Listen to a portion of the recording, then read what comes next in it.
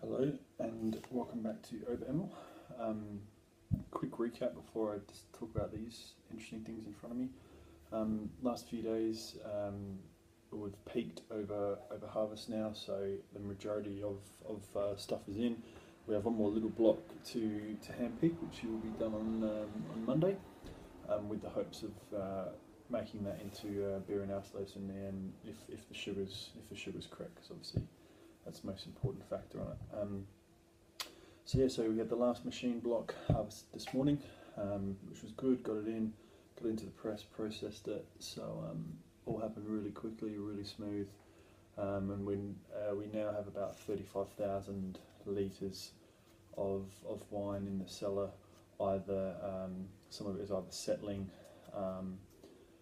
just starting to ferment, or is undergoing and quite a way into fermentation, which is what I've got in front of me here, which is I thought one of the cool things I've got to do here so far is being able to taste wine that has literally just been pressed. So when the juice flows down into the container underneath the press, taste it straight from there. So pretty fresh. You get a really good idea of the sugar content. Any kind of aromatics as well are in that. Can also be traced into the finished product, as can acid, as can any faults as well. So it's quite easy to identify certain types of rot by looking at it and smelling it and stuff like that. So that's probably one of the most interesting things. So I've been here for 18 days now. So for about 15 of those, I have been every morning checking the wine that has been brought in over, that period of time, and seeing a completely different set of stages and seeing how wine is progressing through those stages. So, which is really cool. It's really awesome. You go from seeing something of the pre-selection stuff, which was quite muddy and unclear, and you could smell that as well. You could smell that as a little bit muddy, but there was still some underlying fruit character there that had potential to come out if properly handled. And then also some really good, like the high-end selection stuff, where we were really strict and only picked the healthy, perfectly healthy bunches, and that was pristine juice, like really good quality, really quite clear and bright, and the fruit was fresh. You had really interesting flavour spectrums so early. We did a bit of a tasting this morning and saw stuff that's already developing, like really white peachy aromas. Other stuff through yeast interaction is developing like, or is going through a bit of a banana phase, which was pretty funny, and that's obviously due to the yeast strain. So anyway, what I have in front of me here is I have something that, so tractors driving past, another common occurrence down this road here. What I've got here on in my left hand is a Riesling. They're both Riesling. That has been, we put it into tank on the 12th, and it hasn't started fermentation yet. It's been quite, it's been quite stubborn. I think Peter was hoping to kind of let it spontaneously ferment to see what kind of happens for a little bit, but it's there. It's pretty much bang on from when we put it in. And the one on the right has been in tank since the 4th of October. So you can see these are, as I said, they're both Riesling. They're obviously from different blocks, but both Riesling, and they're about I think 8 days difference. So we've got one here on the left that hasn't started fermentation. This was quite good juice. It's really clear. I hope the camera is picking that up for you, but it's really quite clear and clean.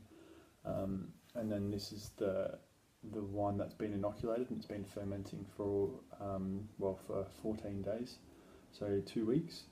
And you can see obviously pretty cloudy, but that's normal. And it's going in the right direction. So yeah, these are some really really cool. I mean, they're obviously at two ends of the spectrum, and we've got some stuff that slots in the middle here, which I'll hopefully show later. We've got some stuff in some Riesling in barrel and some Weißburgunder in barrel as well, which hopefully we can do exactly what I'm doing now, and I can give you some evidence of what they look like. Aromatically, just quickly, this is showing again like a little bit of honey, a lot of pear, and that peach tone, which is really really interesting.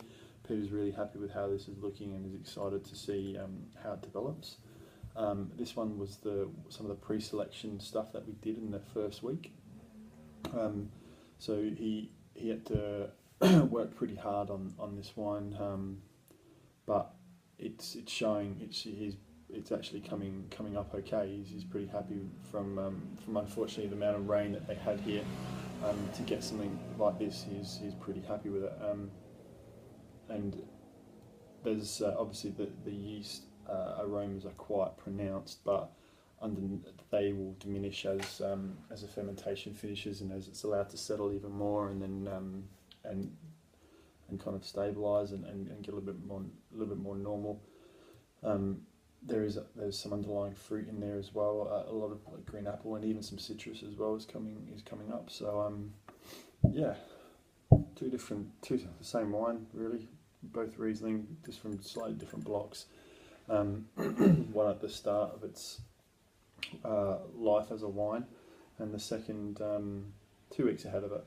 And yeah, both really interesting and really quite different. That's it really for now. As I said, we've come towards the end of harvest. We've got one more block to do. Then it really starts to be cellar work, and checking and on a regular basis, making sure everything's going in the right direction. As I probably keep repeating myself saying that, but it's very very important. Something else that's quite interesting is we managed to put about 200 litres of Blanc de Noir, so Pinot with no skin contact, into an oak barrel. And Peter's really excited about it, and we're going to come up with some cool label, and then sell it. So there's going to be about 20 dozen, so not a lot. So we're going to split it down the middle, and I'll sell 10, and he'll sell 10. So get your orders in early, because this stuff's actually pretty cool. It's really interesting.